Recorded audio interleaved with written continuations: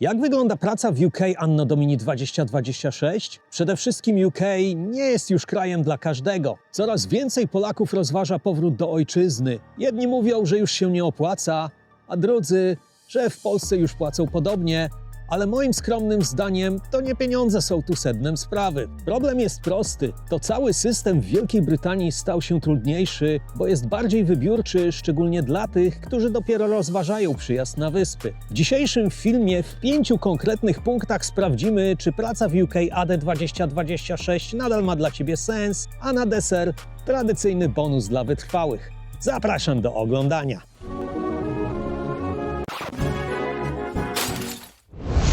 W poprzednim filmie mówiłem o tym, dlaczego wielu Polaków decyduje się na powrót z UK do Polski. Ale podobnie jest z obywatelami innych krajów Unii, bo po Brexicie zmieniły się zasady i nie chodzi tylko i wyłącznie o jakieś tam wizy czy papiery. Zmieniła się filozofia całego systemu. Innymi słowy, kiedyś wystarczyło tylko chcieć, a dziś musisz spełniać konkretne warunki. A jakie to warunki? Bez zbędnych ceregieli przejdźmy do konkretów.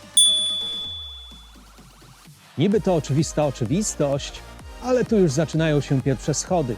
Od 8 stycznia 2026 przy wizach pracowniczych, m.in. Skilled Worker Visa, wymagany jest angielski na poziomie B2, a nie jak wcześniej B1. I niby to wszystko brzmi niewinnie, no bo w końcu to tylko jedna cyferka, czy też jeden poziom wyżej, ale w praktyce to już zupełnie inna liga.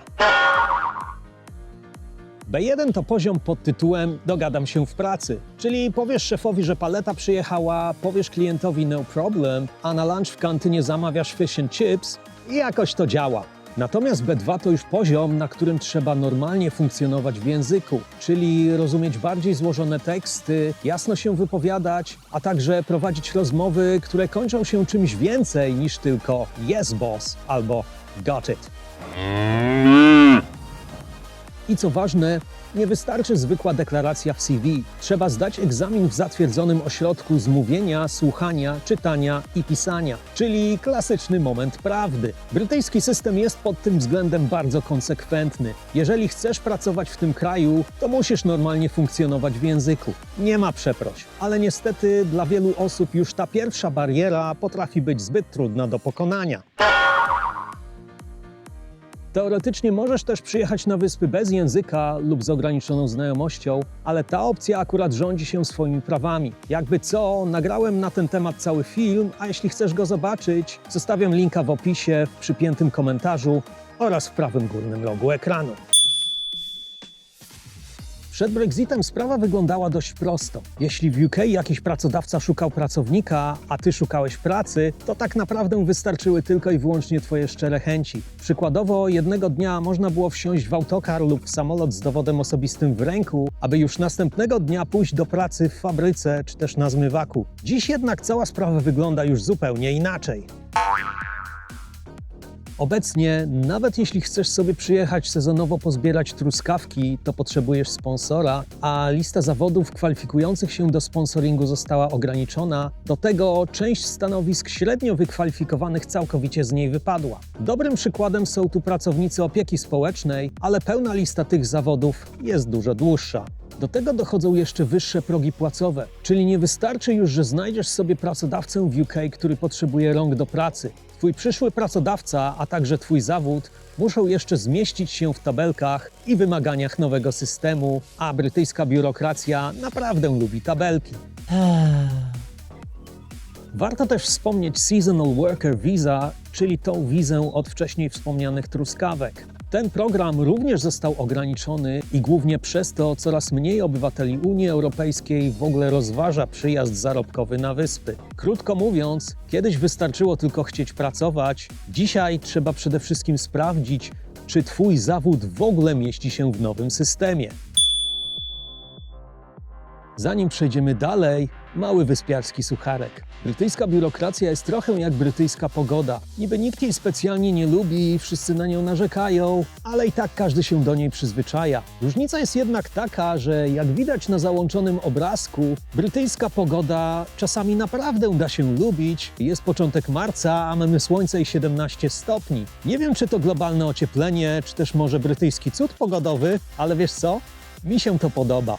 A jeśli Ty uważasz ten film za fajny, ciekawy i wartościowy, nie zapomnij dać łapę w górę, a także kliknij w suba i w dzwoneczek, aby nie przegapić moich kolejnych produkcji. Z góry wielkie dzięki, a my lecimy dalej.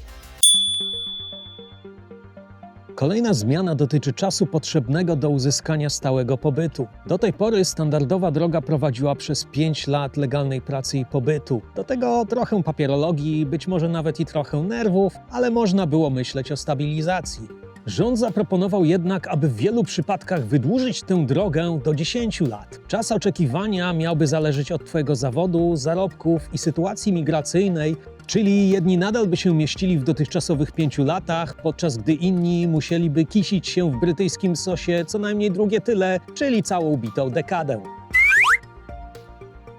Te proponowane zmiany będą dotyczyć ludzi, którzy dopiero rozważają przyjazd na wyspy. Natomiast jeśli Ty już mieszkasz w Wielkiej Brytanii i posiadasz status w ramach EU Settlement Scheme, te zmiany nie będą Ciebie dotyczyć. Innymi słowy, jeśli już tu mieszkasz i posiadasz status pre-settled bądź settled, możesz spać spokojnie, przynajmniej na razie.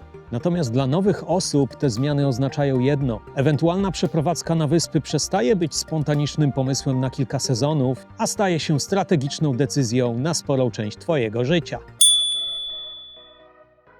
O tym mówi się rzadziej, ale ma ogromne znaczenie. Integracja. Przez wiele lat w Wielkiej Brytanii można było żyć tak jakby równolegle do systemu. No bo praca była, mieszkanie było, na rogu był sklep prowadzony przez Hindusa lub Turka, na półce którego były produkty z Polski, z całej Europy, a nawet i z całego świata, a do tego Twoi znajomi mówili w Twoim języku i niekoniecznie był to angielski i dało się tak żyć, nawet całkiem wygodnie. Dotyczyło to zresztą nie tylko Polaków, ale również i Rumunów, Francuzów, Litwinów czy Latynosów. Każdy z nich miał swoje sieci znajomych i swoje środowisko. I to jest naturalne. Tak wygląda przecież emigracja na całym świecie, że każdy na obczyźnie szuka swoich. Ja to rozumiem. Problem pojawia się wtedy, kiedy zaczynasz myśleć o dłuższym pobycie lub o obywatelstwie. Wtedy też brytyjski system zakłada dużo więcej niż tylko pracę i płacenie podatków. Dobrym przykładem są tak zwani referees przy wniosku o obywatelstwo, czyli osoby, które znają Cię od lat i potwierdzają Twoją tożsamość. Zgodnie z brytyjskimi przepisami jedna z tych osób musi posiadać brytyjski paszport oraz uprawiać tak zwany uznany zawód, a Ty mieszkasz sobie w tym kraju przez kilkanaście lat i jak przychodzi co do czego, zdajesz sobie sprawę, że nie znasz żadnej takiej osoby, która spełnia owe kryteria. I to nie jest złośliwość systemu, to raczej sposób sprawdzenia, czy faktycznie przez tych kilkanaście lat stałeś się częścią społeczeństwa. A jeśli chcesz dowiedzieć się więcej na temat referees i w ogóle chcesz dowiedzieć się więcej na temat procesu zdobywania brytyjskiego obywatelstwa, nagrałem na ten temat całą serię. Linka znajdziesz w opisie, w przypiętym komentarzu oraz w prawym górnym rogu ekranu. I wreszcie coś, czego nie znajdziesz w formularzach home office'u, czyli plan długoterminowy, bo Twój język, praca, progi płacowe oraz status tak naprawdę sprowadzają się do jednego prostego pytania, a mianowicie, czy masz plan na życie w Wielkiej Brytanii? Poprzez lata ten model był bardzo prosty. Otóż przyjeżdżałeś sobie na chwilę, żeby popracować i coś tam odłożyć, ale ta chwila potrafiła przeciągać się na 5, 10, a niekiedy i 20 lat. Dzisiaj, jeśli chcesz przyjechać do UK, musisz mieć konkretny plan, a nie tylko luźny pomysł w stylu zobaczymy na miejscu, bo gdy do głosu dochodzą wymagania językowe, progi płacowe oraz lata oczekiwania na stały pobyt, to już nie jest spontaniczność, to jest strategia. I dlatego też pytanie o pracę w UK coraz rzadziej brzmi, czy się w ogóle opłaca, a zamiast tego coraz częściej pojawia się pytanie, czy to pasuje z Twoim planem na najbliższych kilka lat życia. W dzisiejszym bonusie dla wytrwałych kolejna oczywista oczywistość, choć nie dla każdego. Jeśli ktoś chce zrozumieć brytyjski system migracyjny w jednym zdaniu, to brzmiałoby ono mniej więcej tak. Wielka Brytania nadal ma otwarte drzwi, ale tylko dla tych, którzy mają właściwy klucz, a tym właściwym kluczem jest język, kwalifikacje oraz zawód, który mieści się w systemie. W związku z tym mam też dla Ciebie bardzo małą i praktyczną poradę. Zanim zaczniesz wysyłać CV i planować przeprowadzkę, koniecznie sprawdź te dwie rzeczy. Czy Twój zawód znajduje się na liście tych kwalifikujących się do sponsoringu oraz czy masz wymagany poziom języka. Wierz mi, te dwie rzeczy potrafią Ci zaoszczędzić mnóstwo czasu i kilka wieczorów spędzonych na czytaniu forów z 2015 roku.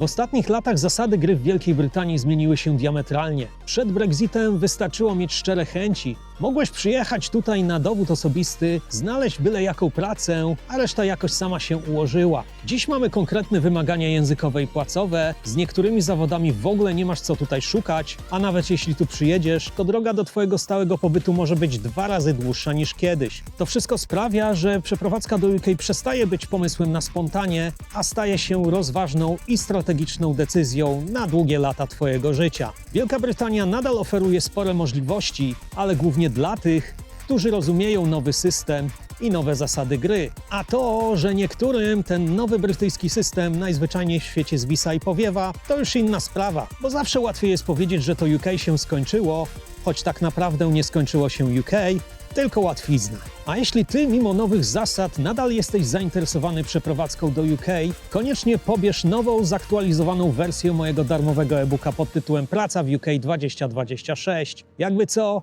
linka zostawiam na dole w opisie oraz w przypiętym komentarzu.